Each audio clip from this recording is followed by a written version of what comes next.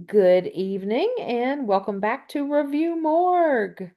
Jeanie, it's Mm-hmm. very obvious the movie we're about to talk about, but would you like to introduce it? Absolutely. On this episode, beginning our first episode of the season 6 review morgue, Mm-hmm. we are talking about Oblong Box. Now, it does star Vincent Price, but it is not a Roger Corman movie. Correct. It It is AIP, American International Yes, Pictures. yes, Yes. that's what we're going to say, and it was 1969. Mm-hmm. And trust me, watching the movie, you definitely can get the vibes of 1969. But Oh, they say, they give homage on the very beginning that it says Edgar Allan Poe's, Oblong Box. yes, So and you're expecting to see the story of the Oblong Box by Edgar yes. Allan Poe. And Yeah, Alan you're gonna is be, spelled correctly. yes. Let's definitely add that in because Yes, that's important. that was the one check towards them about Yes. them actually spelling Allen correctly. Yes. So, That was about it. yes. So the director was Gordon Hessler, and it again starred Vincent Price as Sir Julian Markham. His Mm-hmm. brother was Sir Edward Markham was played by Alistair Williamson. Mm-hmm. Christopher Lee also has a part, and he played Dr. J. Newhart. I don't think they ever called him by his first name. It was always just Dr. Newhart. Or just And doctor. yeah, and there are several other people. Hilary Heath played Lady Elizabeth Markham, who was Vincent Price's wife. Mm-hmm. And there are other people in it, but they all had smaller roles going Yeah, through there was everything. Trench, I think was the one that was called upon quite a bit. Mm-hmm. And I can't remember who played him. Yeah, I don't. I'm looking real quick. He wasn't a well-known actor by Yeah, any means is one yeah, thing. So absolutely. So, and one thing before we start, because, or I guess we should probably go ahead and say the hmm movie itself is definitely what we call Pinot Poe in name only. absolutely. And the oblong box, there is an oblong box. There's actually more than one. And the oblong box is mentioned when referring to the casket that's in, or the coffin, whatever you want to say it, in the hmm movie. But except for that, it really does not follow Poe's story at all. And so I just wanted to kind of give a little synopsis of Poe's story, just so our viewers and listeners can understand why we're reviewing the movie as we did or do. Um, No, so and that's the thing. It's like they're taking creative license by using Poe's name for the yes, movie, yes, and they're using concepts of Poe's stories.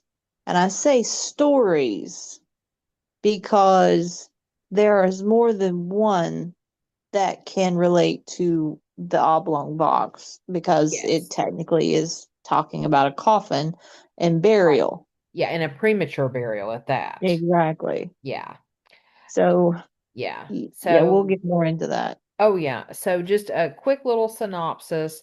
So Poe's The Oblong Box was published in 1844.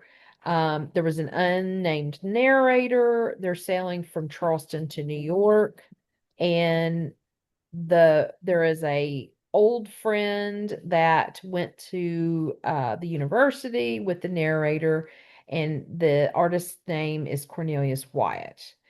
And so he's traveling with two women, and he refers to one of them as his wife. And he's also got this very big, strange box that is oblong, and no one's really sure, no one's really talking about what's really in it. And the narrator is very surprised that the wife is kind of plain and just kind of almost like, uh, Well, I'm trying to think of the best way to homely, say. Do what? homely. Homely. More, Yes, thank you, yeah, Jeannie. That's a good word. That because before Wyatt talked about how beautiful his wife was. So it's kind of like, hold on a second. And so they do get into a very violent hurricane, and Wyatt insists on that box cannot, like, sink to the bottom of the ocean. And so I don't want to give away any more than that in case you have not read the story, The Oblong Box. It's a very good story. I really enjoyed when we talked about it on Poe Unplugged, but I don't want to give away the ending. So I'll leave that to everyone to go read for homework. exactly. If your curiosity needs to be sated, then you have to go read the story. Yes. So, Jeannie, do you want to tell like a little synopsis of our movie, The Oblong Box? I will. All right. Now the movie Oblong Box has a coffin in it, so there's one similarity we've got with Poe, Mm-hmm. and that's about it. Uh, Now it starts out and there's brothers, so there technically is two men in here, like Poe's story, but they're not traveling, they're not on the ocean or anything. Now they are in one country at the very beginning and then go back Yes. to England. I'm Yes. assuming that's where it was. So It appeared that way to me. Yes, yeah, based on even though especially accents. yeah, so anyway, they do travel, but you don't experience any of the travel actually in the movie. It's like they start one place and then the story picks up and they're back in England.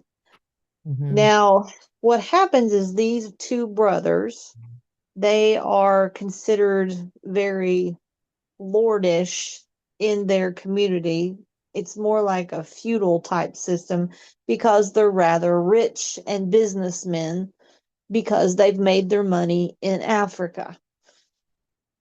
And so that gives them prestige kind of thing. Well, one brother is being kept locked in his room because of an incident that happened in Africa. And the other brother is trying to prevent it from, I say it because he stopped looking at his brother as an actual person anymore because of what happened. In Africa. Exactly, in Hmm. Africa. So it's rather mundane as far as the story goes because the Hmm. story kind of is such tropes Yeah. of things that you expect and you're going, are we really going this way? Are we really going to do it? All right. So Yeah. anyway, uh so the brother that's trapped in his room has associates that are helping him to escape, and the escape, of course, has to deal with him faking his death, being put in the oblong box, but they think he's dead, but he's not. Anyway, Thus so the premature yeah, burial. premature burial, that type of thing. There's grave robbing going on, so you Resurrection men there's a everywhere. foreshadowing. Yeah, there's a foreshadowing going on there. Hmm. And there is a doctor that is involved in this. Now, that's one thing about the storyline that I'm going, really? So Yeah. we've got grave robbing going on, but then we've got this doctor playing a mad scientist type of thing Hmm. where he's doing experiments on the cadavers, Right. which that's why he's hiring the grave robbers. And I'm thinking, yeah, that's not in Poe's story. And that's not Mhm. really, I guess they're trying to play off of the time period a little bit because to me, the setting feels along the lines of the Jack the Ripper days. It does more, yeah, more in the 1880s. Yeah. Yeah. That's what Mhm. kind of got me is that it was so back and forth with the time period and the setting that nothing kind of fit. I Yeah. wasn't sure what exactly when we were, when this was taking place and those kinds of things because the doctor's character did fit a lot of Jack the Ripper qualities of that Hmm. time period. Absolutely. And so Which, it's Poe's stories to the most degree are pretty timeless. Like you right. can modernize them and with this being written in 1844 originally, you could add 44-ish years to a, Jack the Ripper time and set it then. Yeah. But but at the same time with this story, it there was something I always felt like was missing. And I don't know if it was just that there was a weaker plot to it because it was so distant from Poe's story. And I think that caused me to not enjoy it like I would have if it had mimicked more of Poe's story or at all. The storyline was definitely choppy and missing. Mm-hmm. It was very slow. It was very lackluster, Yeah. and very tropish, as what I said. And the tropes Yes. weren't even very good. Yeah. But And yeah, go ahead. Go ahead. yeah, and the lady, Vincent Price's character, and you know as well as I do, him as an actor, he's very strong. He's very personable, and he takes over the screen with his just presence. But it seemed like he was phoning it in on this particular movie for me. He was I very much yeah. still Vincent Price, but it's like I don't know if it was the writing of the story that made Hmm. it that way or if Yeah. he just wasn't as invested in the character. I could not figure that out either because I kind of felt the same way. But if you really think about it, he was like, take for instance, like comparing it to the first AIP Corman Poe film, Fall of the House of Usher. He was in it almost the entire time. There wasn't a scene that very Yeah. few that he wasn't in. This movie, there was much of Edward as there was Vincent Price, and it was almost half and half. And so I think with Vincent Price not being in every scene or almost every scene, I think that took away from his presence and what he brings to any film he's in. It was like they Yeah, didn't showcase him enough. that could be very well the problem. Hmm. And also, it seemed like he was missing. His character itself was missing from the story. Right. Yeah. It was when he first shows up at the beginning of the movie, you're like, what is he doing there? Yeah. Who is he? Why? What's going on? Because there's nothing introduced at the very beginning of the movie about what's going on or who's involved Hmm. until all of a sudden the next scene they're back in England Right. and they're trying to keep the brother locked in his room and you have no idea why. Right. And that the why doesn't come until almost the end of the movie. And it to me is a day late and a dollar short, to get being very cliche. Yeah. We needed to know that information earlier in the movie, in my opinion. Yeah, it was such a choppy story that there was no connections for me as both a reader of Edgar Allan Poe's story and a watcher for this movie, trying to figure out how do these things go together, Yeah, and why does this movie have not one single shred of story that connects? yeah, There was there was such disconnect on this story to where you're going, what? Because what really got me, I gotta say this, all right, when Sir Edward uh, has yeah. to be shown Mm-hmm. to certain people in a, when the death, they have to, the, what do you call it? The viewing. Couldn't think of the word. Yeah, I had to have a viewing because it was a family tradition.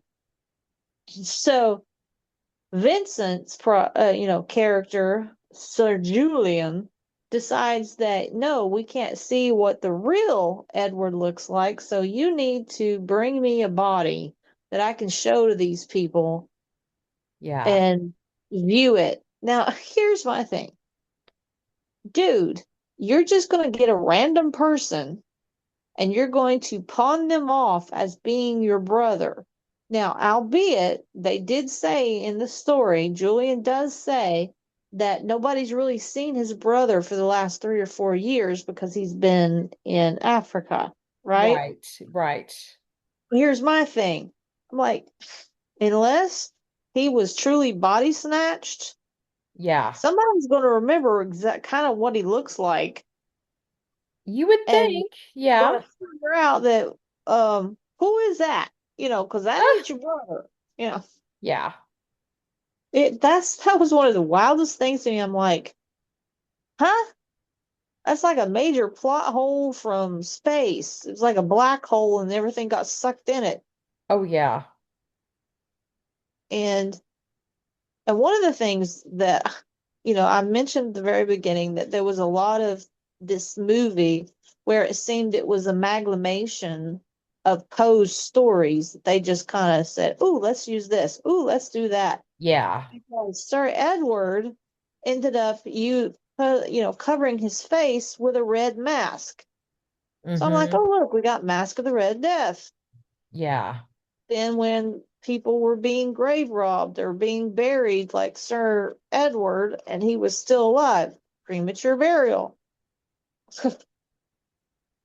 it just it just had such disjointment. And this is the one thing that I was telling Carmen before we started recording, that this movie to me would be a closer as a sequel to Heart of Darkness by James Conrad than anything that Poe ever wrote, yeah.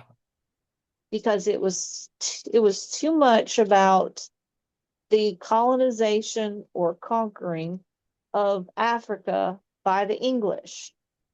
And Mm-hmm. even Vincent Price's character, Sir Julian, makes a point of saying in the movie about how the African people should be angry at them for them coming in and taking their riches, taking their homes, and that they have not enough, well, we'll say education, to figure Yeah, out what's being stolen from them. right.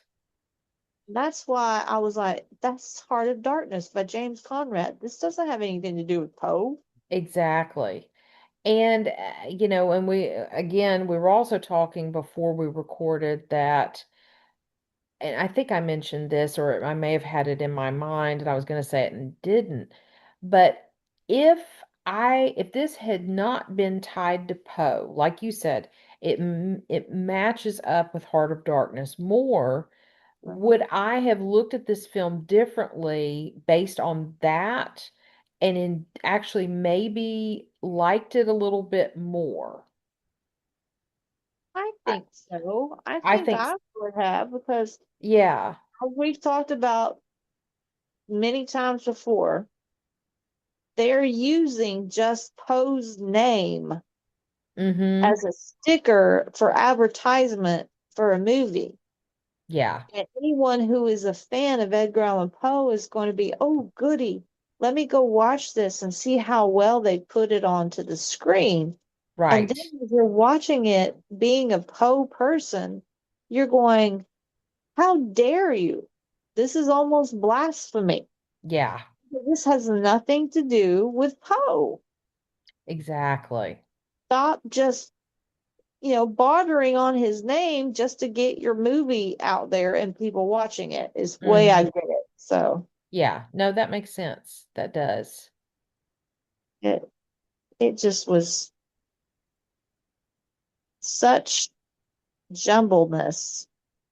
And maybe if I got to start watching it or wanted to watch it with the idea of it being a standalone of its own with some references to the historical aspects of British colonization or conquering, Mm-hmm.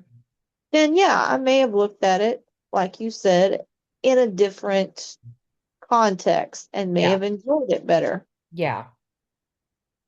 I really think I would have because it, because there's a gazillion movies out there that have nothing to do with Poe, are not trying to be related to Poe, that I absolutely love and are some of my favorite films. But when you say we're going to stamp it with Poe, it better be closer to the story it's named after than the name only. Yeah, because it just, I'm like, why would you do that? Why would you just want to put his name on there and say, ooh, this is Poe's story? So we're Yeah. going to do it justice by putting it on the big screen and maybe take a little bit of legal uh, writing expansions or whatever you call it and just tweak the little things here and there. Like Yeah. instead of having the unnamed narrator a man, I'm going to make it a woman Mm-hmm. and those Ab kinds of things. But absolutely. Well, and yeah, I guess I don't really have much more to say until we do our Raven croaks and Black Cat hisses, honestly. well, I will bring in the one part that really bothered me the most Okay. with the idea of the African tribe. They were hinting into it as being tied to black magic, Right. those kinds of things. The hoodoo, basically, Yeah. instead of voodoo, because those are two different things. Mm-hmm. Voodoo simply translate into spirit of God. But anyway, so they did try to bring that in there. And this one guy that travels that they bring back from Africa with them, he's supposed to be the witch doctor. Right. Yeah. And what he uses is a long blowgun, and pretty much it never says it, but it's hinting at like it is a dart filled with curare, Okay. because curare is the one medication that you can shoot someone with that it will totally take their heart rate, their temperature, and everything to the very bare minimum so people think they're actually dead. Okay. That's how pretty much the whole idea of zombies took place. Mm-hmm. Well, the thing of it is, Ferrari is majorly found in South America, not Africa. Oh. And the blow darts, now I'm not saying they're not African, but Mm, to me that it was had too much of a South American kind of mesh. yeah. Not that there was anything wrong with that, but now they could have had, and maybe they were trying to make it seem like it was certain type of medicine that was found by the witch doctor in Africa, but it had Hmm. too much of the feel of Kirari to me and had South American ties. Yeah. So I'm going, okay, now I'm really culturally lost. Hmm. So it's like, okay, we Well, going and Mexico, and South and when America, where are we going? yeah, and when like when you, with you bringing up, the whole zombie element, there was that allusion to the ending, and I'm not going to give it away Hmm. because of something that happened between Edward and Julian Right. towards the end, and we're going to leave it at that. And Yeah, it definitely ties a lot into AP. Is it API or AFI? API. API. I Hmm. thought I had it right. Yeah, you did. To API's being into the modern movie world. Yeah. Well, and there definitely was a shift from the early 60s to the late 60s of Yeah, like the psychedelic.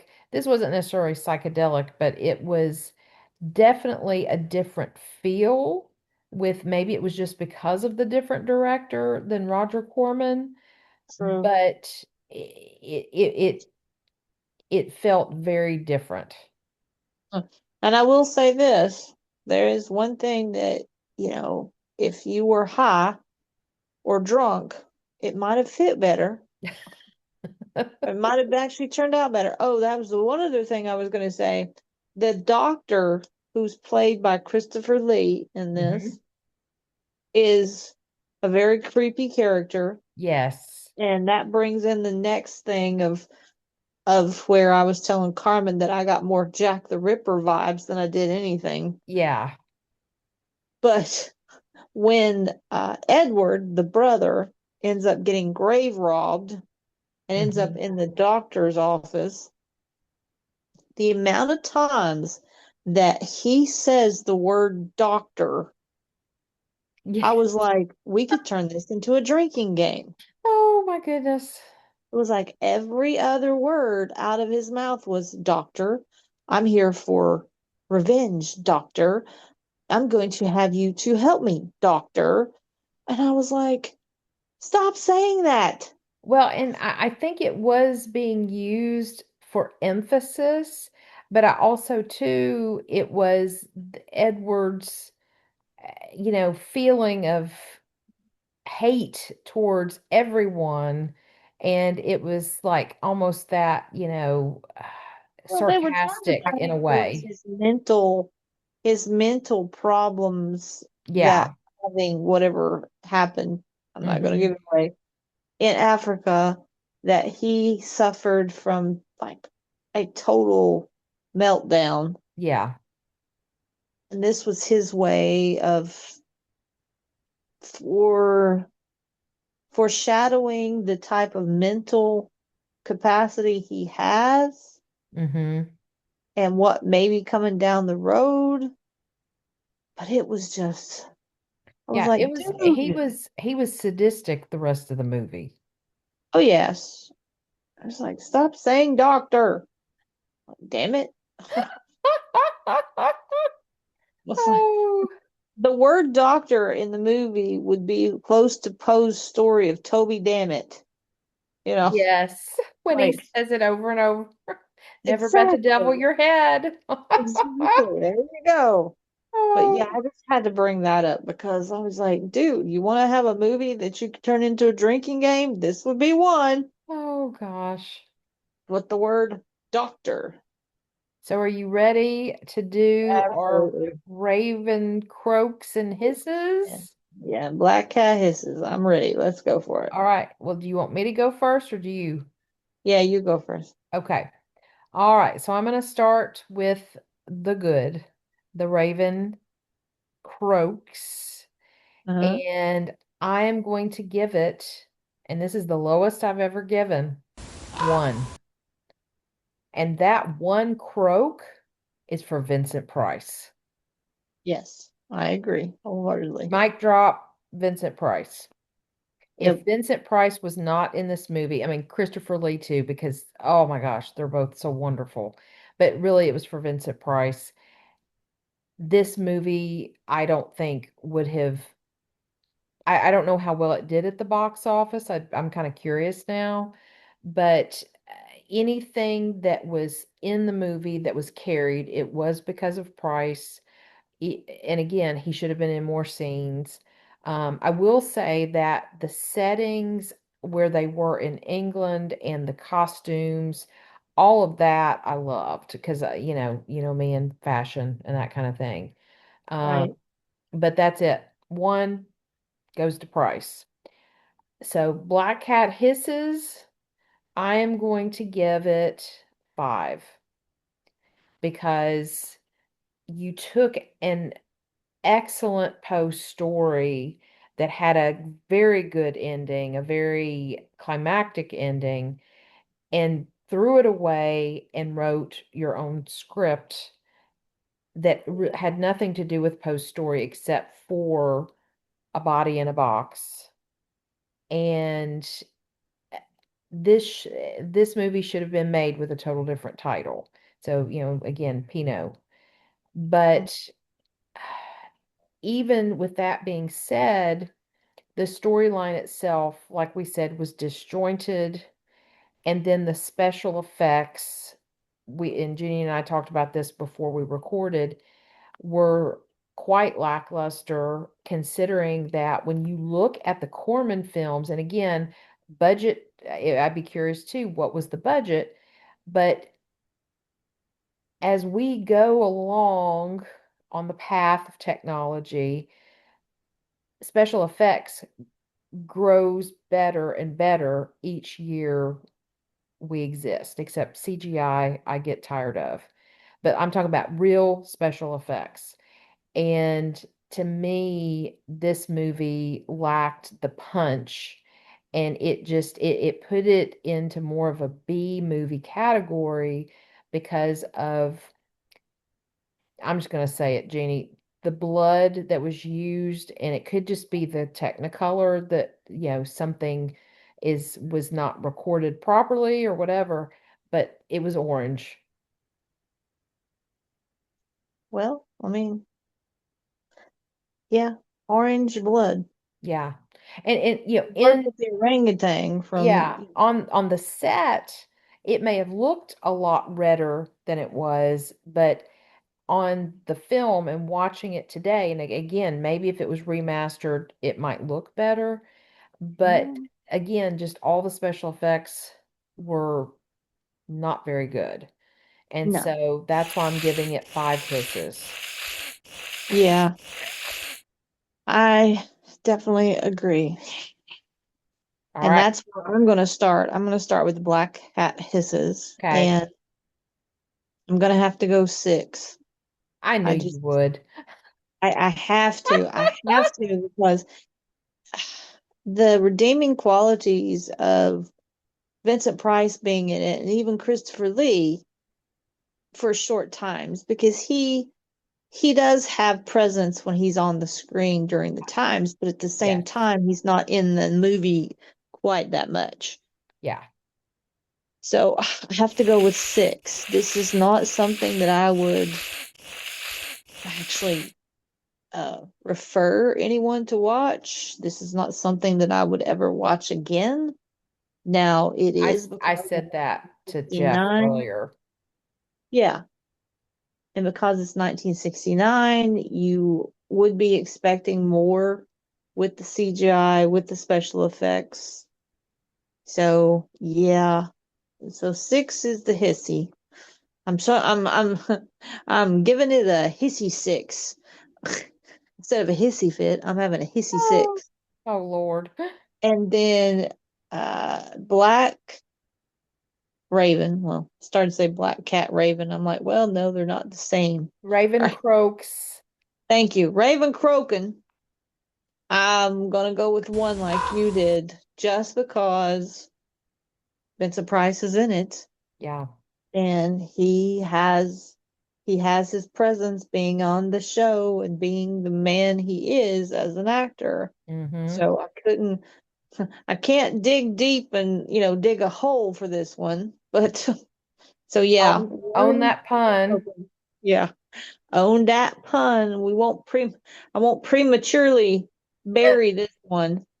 Uh, Oh, so yeah, definitely going with one croaking, six hissing, and all right. that's all I can say to it. So Yeah. yeah, so Yeah, I mean, it is what it is. And again, I told, I think you and Jeff, because Jeff watched it Mhm. with me. I had seen it, I think, once or twice before watching it the other night. Mhm. And he had never seen it until he watched it with me just the other night. And he even said, "This is a Poe story?" I said, "No." I Mhm. said, "Think Pinot." And he goes, "Okay."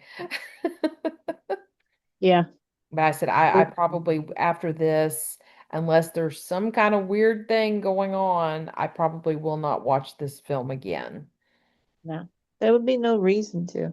Yeah, It has no redeeming Poe qualities. yeah, exactly. So now we can bury it, Yes. not prematurely, but Because we just given it its eulogy. yes. We just Oh, gave it its eulogy, so oh. we can say, "Yep, bye bye, buried." Well, and so what are we going to be watching next month? I was kind of looking at a few different lists, Yeah. and it's very interesting because so this was 69, and a couple lists that I've seen, some of them jump like way ahead. But there's one list that I found that there's a movie from 1971 called Web of the Spider, Yeah. and it's, I believe, uh, let's see, it's actually, I think Edgar Allan Poe is a character in the film. Okay.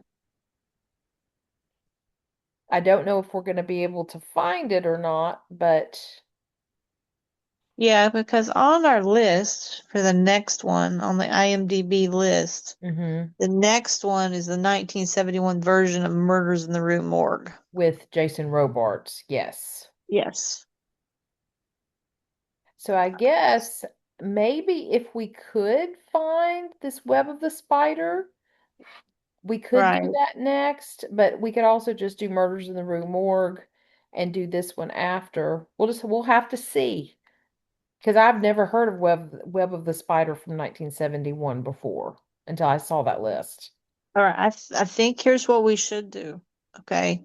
We should do this 1971 Murders in the Rue Morgue, Hmm. then do the web spider one that you were talking about. If we Sorry. can find it, if we can find it. If we can find it, because the thing is that the next, according to this, is the 1986 version of the Murders of the Rue Morgue. Yeah, hold on, So, I think there's something else before that though. well, there's two short films. There's a Okay. 10-minute short film in 1971, Mask of the Red Death, and then there's a 1983 short film that's 15 minutes. That's The Pendulum, The Pit, and Hope. So that's the only two that's on this list that's in between them. Okay. So, what I've also found, there's The Spectre of Edgar Allan Poe from 1974. Mhm. There's a Goldbug movie from night. No, I'm sorry. It's an episode of the ABC Weekend Special from 1980, The Goldbug. Okay. And then Tim Burton's Vincent from 1982, which I have seen, but I'll watch it again. Yeah. Yeah, it seems that we're getting towards the sparse number of movies that have any kind of Poe correlation, Yeah, being absolutely. Kino or just Mm-hmm. a true adaptation. Yeah. And I would like to explore like all these. I think it would be interesting to see. Yeah, But I think there is if we can find some of these from the early 70s or mid 70s, early 80s before we move on to Murders in the Rue Morgue 1986, I think that would be awesome. yeah, And as we know, because we have seen them both, we've seen all the Murders in the Rue Morgue before, they're all very different. yeah. Way different. It's like, what the heck? Yeah. So cool. Yeah, I mean, that's about it, I guess, to say, Mm-hmm. because there's nothing And listed. well, and so next Tuesday, August 25th, we Hmm. will have our next Poe Unplugged. Yes. And you still, if you're listening or watching us, you still have time to get the book Mrs. Poe by Lynn Cullen. And that's what we'll be discussing the night of August 25th, 7 p.m. Central Time. We'll register at our website, the six degreesofpoe.com, and we will send you the Zoom link the morning of the 25th. And so, until that time, we We are are Poe Poe out. out.